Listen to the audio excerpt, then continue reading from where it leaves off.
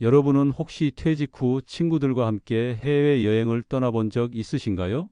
아니면 지금 몇 달째 돈을 모으면서 이번엔 정말 제대로 한번 가보자 그런 계획을 세우고 계신가요? 혹은 들뜬 마음으로 함께 다녀왔지만 돌아와 보니 뭔가 어긋나 버린 관계를 경험해 본 적 있으신가요? 처음엔 그랬을 겁니다. 우리끼리 가면 얼마나 재밌을까? 이 나이에 친구들과 떠나는 해외여행이라니 생각만 해도 가슴이 설렜을 거예요. 그래서 모임 통장을 만들고 매달 조금씩 돈을 모으기 시작했죠. 단톡방에는 하루에도 몇 번씩 항공료 할인 정보, 예쁜 숙소 사진, 현지 맛집 후기들이 쏟아집니다. 여기 꼭 가보자, 이건 놓치면 안 돼 하며 일정표를 짜는 시간조차 행복했을 겁니다. 드디어 그날이 왔습니다. 새벽 공항에서 만난 친구들의 얼굴에는 20년 전 수학여행 떠나던 그 설렘이 그대로 담겨 있었죠.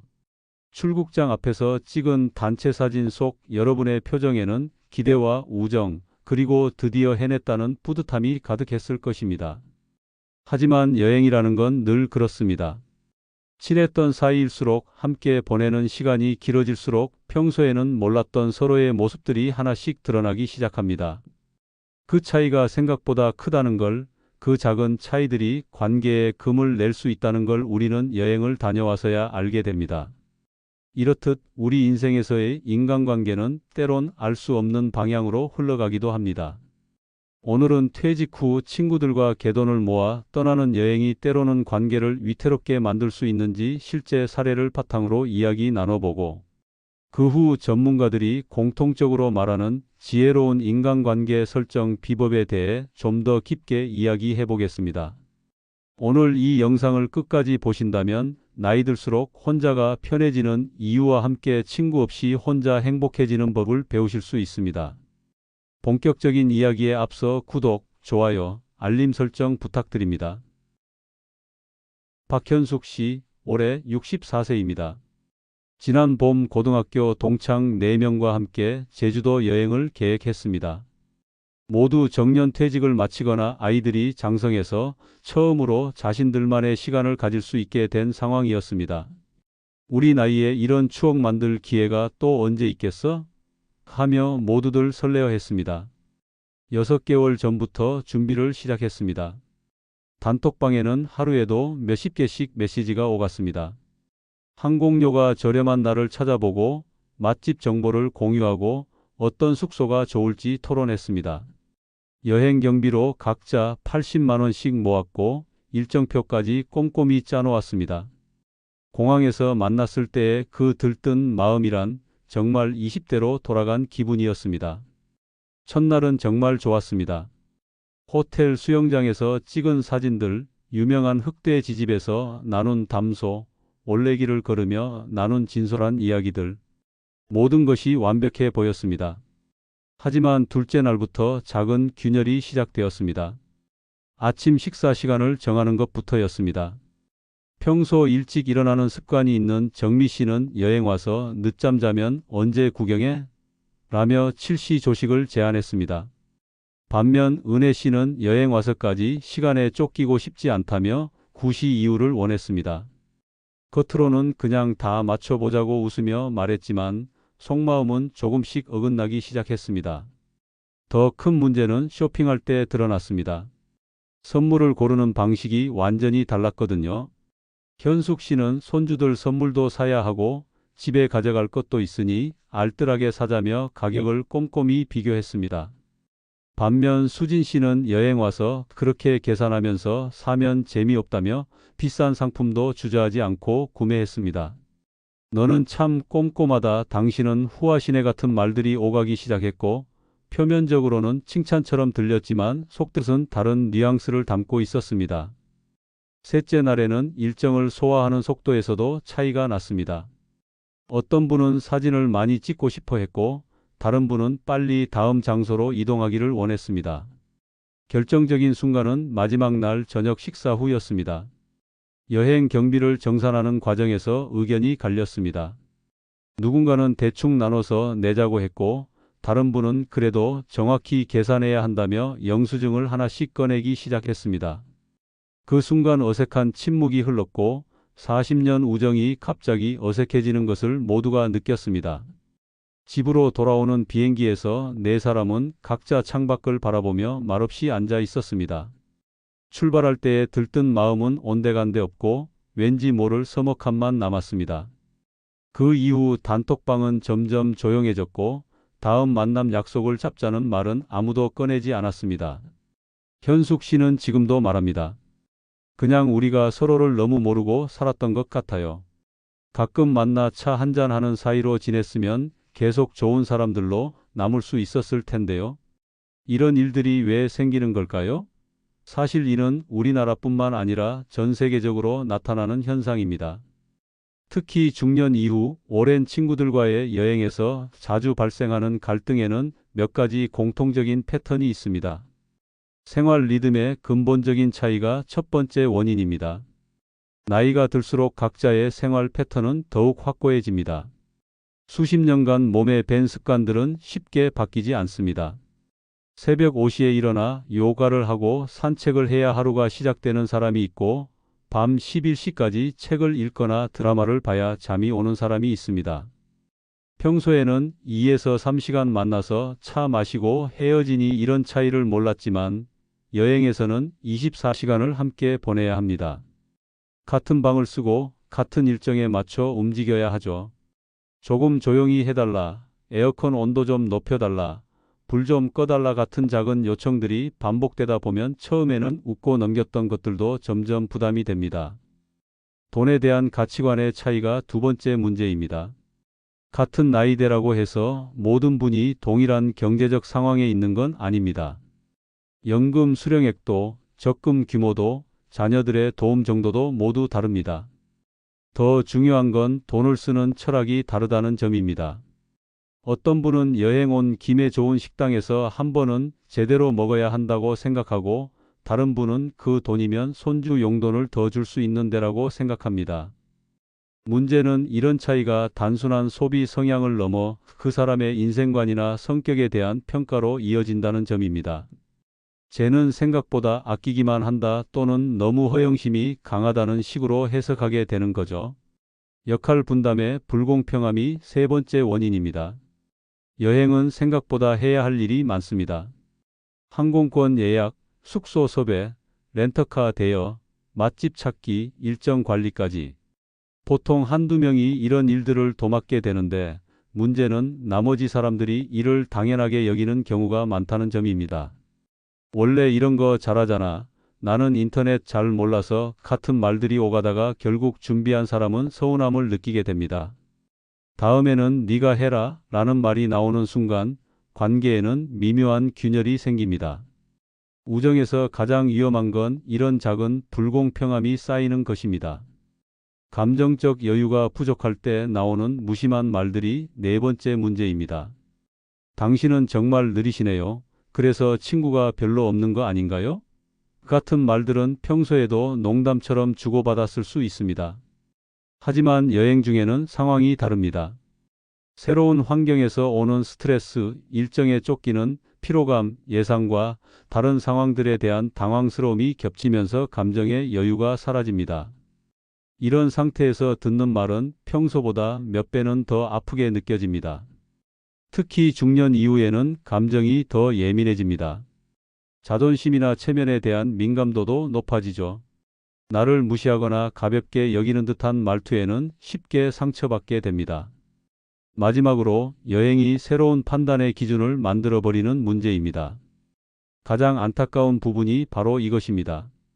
여행을 떠나기 전까지는 그 친구에 대한 기억이 모두 좋았습니다.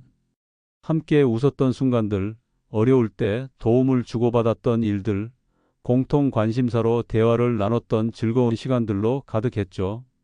그런데 단 며칠간의 여행으로 그 모든 좋은 기억들이 다른 색깔로 변해버릴 수 있습니다. 이후에 그 친구를 떠올릴 때마다 그때 여행에서 진짜 모습이 드러났지 하는 생각이 먼저 떠오르게 되는 것입니다. 수십 년의 아름다운 추억보다 며칠간의 불편했던 기억이 더 강하게 남는 현상이 일어나는 거죠. 이런 경험을 하신 분들은 종종 자책하십니다.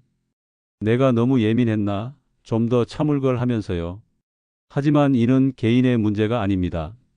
오히려 자연스러운 인생의 과정이라고 봐야 합니다.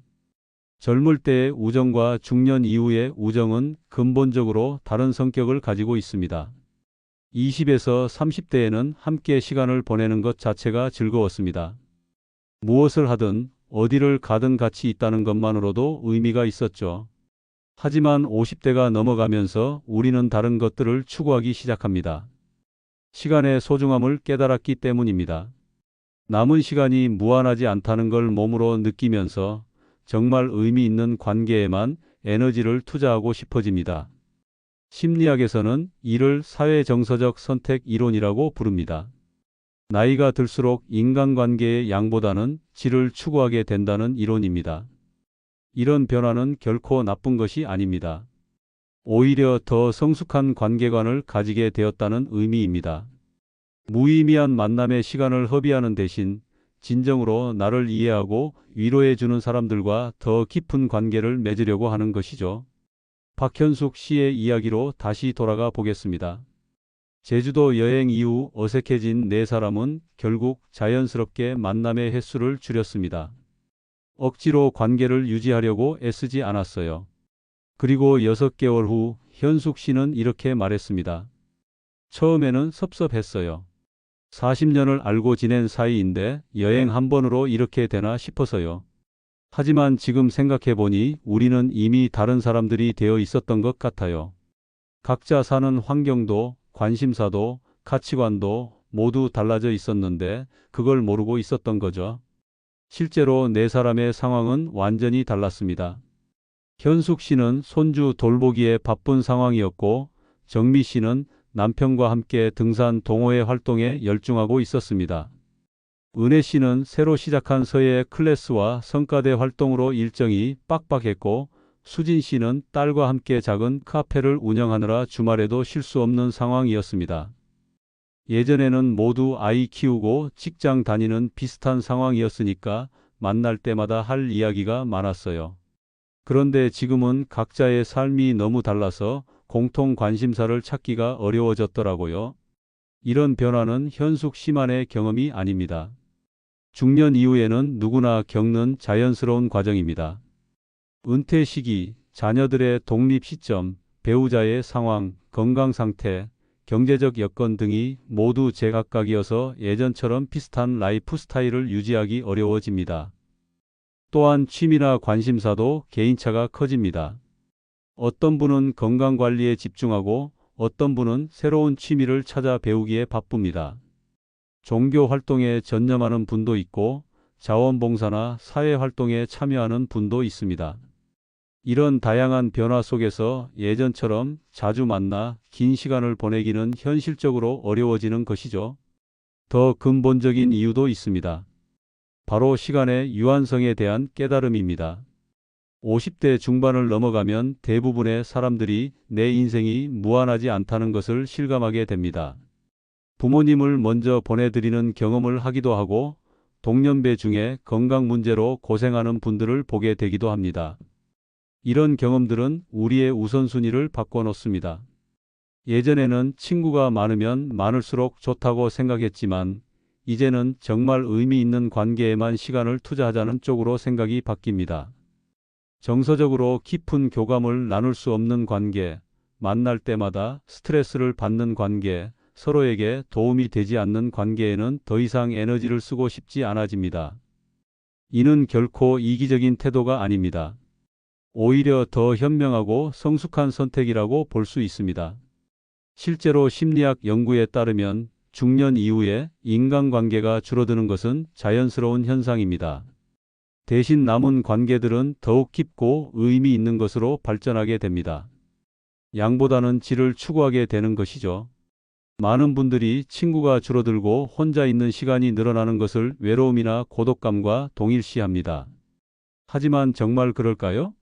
독일의 철학자 아르투르 쇼펜하우어는 인간은 혼자 있을 때 진정으로 자신이 될 수 있으며 진정한 행복을 찾을 수 있다고 했습니다. 실제로 혼자 있는 시간은 우리에게 많은 선물을 가져다 줍니다. 가장 큰 선물은 바로 진정한 나와의 만남입니다. 평생 남들의 시선을 의식하며 살아온 우리가 이제야 진짜 내가 무엇을 좋아하고 무엇을 원하는지 천천히 들여다볼 수 있는 시간을 갖게 되는 것입니다.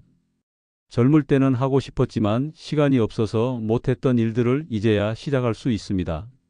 책을 읽거나 그림을 그리거나 악기를 배우거나 글을 쓰는 일들 말입니다. 이런 활동들은 다른 사람과 함께 하는 것보다 혼자서 할 때 더 깊이 있고 의미 있게 다가옵니다. 또한 혼자 있는 시간은 내면의 평화를 가져다 줍니다. 다른 사람들의 기대에 맞춰 살거나 누군가를 의식해서 행동할 필요가 없습니다. 오롯이 내 마음이 원하는 대로 내 속도에 맞춰 살아갈 수 있습니다. 우리가 혼자 있는 것을 두려워하는 이유 중 하나는 소속 의존증 때문입니다. 어딘가에 속해 있어야 안전하다고 느끼는 본능적인 욕구 말이죠. 이는 인류가 진화 과정에서 생존을 위해 발달시킨 본능이지만 현대 사회에서는 오히려 우리를 제약하는 요소가 될 수 있습니다. 어떤 모임에 속해 있어야 한다는 강박, 누군가와 함께 있어야 한다는 의무감은 때로는 우리를 불행하게 만듭니다. 맞지 않는 사람들과 억지로 시간을 보내면서 스트레스를 받고 진정한 내 모습을 숨기며 살아가게 되는 것이죠. 하지만 이런 의존증에서 벗어나면 놀라운 자유를 경험할 수 있습니다. 더 이상 다른 사람들의 평가나 기대에 휘둘리지 않고 온전히 내 자신으로 살아갈 수 있게 됩니다. 이는 단순히 혼자 있다는 의미가 아니라 진정한 자아를 찾아가는 과정입니다. 그렇다면 실제로 혼자서도 잘 지내는 분들은 어떤 특징을 가지고 있을까요? 오랜 관찰과 인터뷰를 통해 발견한 4가지 공통점을 소개해 드리겠습니다. 첫 번째는 다른 사람에게 과도하게 의존하지 않는 것입니다. 이런 분들은 정서적으로 독립적입니다. 물론 친구나 가족과의 관계도 소중히 여기지만 자신의 행복이나 안정감을 다른 사람에게만 의존하지 않습니다. 스스로를 지지하고 격려할 줄 알며 문제가 생겼을 때도 먼저 스스로 해결책을 찾으려고 노력합니다. 예를 들어 외로움을 느낄 때 무작정 누군가에게 전화를 거는 대신 왜 이런 감정이 드는지 스스로 돌아보고 혼자서도 즐길 수 있는 활동을 찾습니다. 좋은 음악을 듣거나 산책을 하거나 좋아하는 책을 읽으면서 감정을 추스르는 방법을 알고 있습니다. 이런 분들은 관계에서도 더 건강한 모습을 보입니다. 상대방이 선을 넘는 행동을 할 때 굳이 참고 희생하지 않습니다. 자기 기준이 명확하기 때문에 상황에 따라 거리를 조절할 줄도 압니다. 결과적으로 더 균형 잡힌 관계를 유지할 수 있게 됩니다. 두 번째는 자신의 내면을 채우는 활동에 시간을 투자하는 것입니다. 혼자 있는 시간을 무기력하게 보내지 않고 자신을 발전시킬 수 있는 의미 있는 활동들로 채웁니다. 독서, 명상, 운동, 취미 활동 등을 통해 내면의 근육을 키워나가는 것이죠. 특히 새로운 것을 배우는 일에 적극적입니다. 악기 연주, 외국어, 그림 그리기, 글쓰기 등 평생 해보고 싶었던 일들을 이제야 시작합니다. 이런 활동들은 단순히 시간을 보내는 것이 아니라 새로운 자신을 발견하고 성취감을 느낄 수 있는 기회가 됩니다. 또한 자연과 함께하는 시간도 소중히 여깁니다. 혼자서 산책하거나 등산을 하면서 자연의 아름다움을 만끽하고 그 과정에서 마음의 평화를 찾습니다. 이런 경험들은 다른 사람과 함께할 때보다 혼자일 때 더 깊이 있게 다가옵니다. 세 번째는 새로운 도전을 두려워하지 않는 것입니다. 혼자서도 잘 지내는 분들은 나이가 들었다고 해서 새로운 일에 도전하기를 포기하지 않습니다. 오히려 이제야 진짜 하고 싶었던 일들을 시작할 수 있는 자유를 얻었다고 생각합니다. 이런 분들의 공통점은 다른 사람들의 시선이나 평가에 크게 개의치 않는다는 것입니다. 나이 먹고 그런 걸 왜 해? 라는 말에 위축되지 않고 자신이 진정 원하는 일을 추진해 나갑니다. 실패에 대한 두려움보다는 시도하지 않았을 때의 후회를 더 걱정합니다. 예를 들어 60대에 유튜브 채널을 시작하거나 새로운 사업을 도전하거나 평생 꿈꿔왔던 여행을 혼자 떠나는 일들을 주저하지 않습니다. 이런 경험들은 자신감과 성취감을 가져다 주고 더 풍요로운 노년을 만들어 줍니다.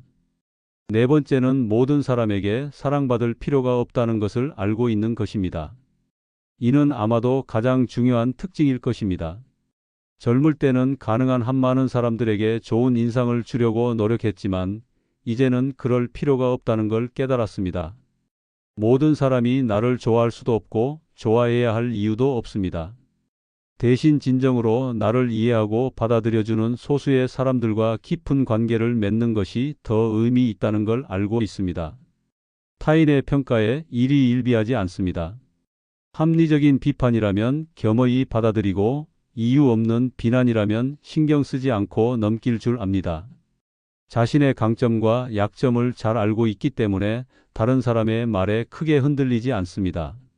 나이가 들수록 인간관계에서 중요한 것은 숫자가 아니라 진정성입니다.